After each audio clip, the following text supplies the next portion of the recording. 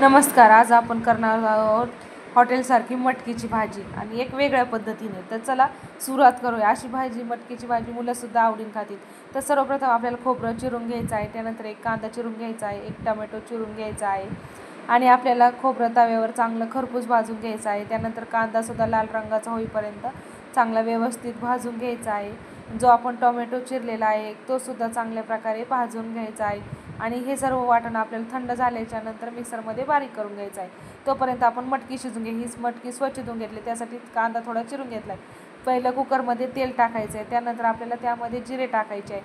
त्यानंतर आपण जो थोडा कांदा चिरलेला आहे तोसुद्धा यामध्ये टाकायचा, चांगलं परतून घ्यायचा आहे. त्यानंतर मटकी स्वच्छ धुवून यामध्ये टाकायची आहे.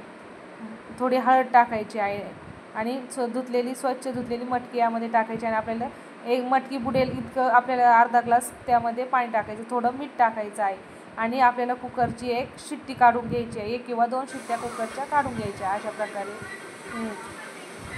आपल्याला जास्त मटकीचा गाळ करायचा नाही.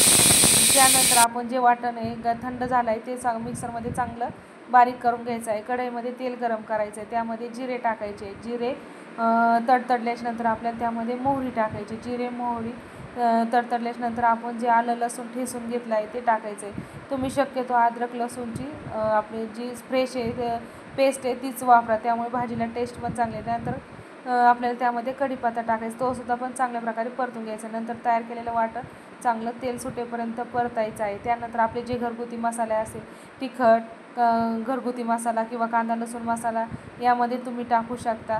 मी आपले तिखट आणि आईने दिलं तो मसाला टाकला आहे आणि नंतर मी किचन किंग मसालासुद्धा त्यामध्ये थोडं टाकला आहे, त्यामुळे भाजीला टेस्टच होतं. आणि ही आपली शिजलेली मटकीसुद्धा आपल्याला त्यामध्ये वाटणामध्ये टाकायची आहे. त्यानंतर आपल्याला गरम पाणी टाकायचं आहे भाजीमध्ये. ते काय होतं, त्यामुळे भाजीला चव पण चांगली येते आणि भाजीची टेस्टसुद्धा बिघडत नाही. अशा प्रकारे तुम्हाला जसा रस्सा हवा असेल तसं तुम्ही त्यामध्ये पाणी टाकू शकता. शेवटला आपल्याला मीठ टाकायचं आहे आपल्या चवीच्या प्रमाणानुसार. आणि हे बघा, आपल्या मटकीच्या भाजीला 10 मिनटं शिजवल्यानंतर कलर पण खूप छान आला आहे आणि मटकीची भाजी दिसते पण छान आणि टेस्टला पण खूप छान लागते. तुम्ही ही घरी नक्की ट्राय करावं, कशी झाली ते पण सांगा. अशा प्रकारे आपली मटकीची भाजी तयार आहे. धन्यवाद.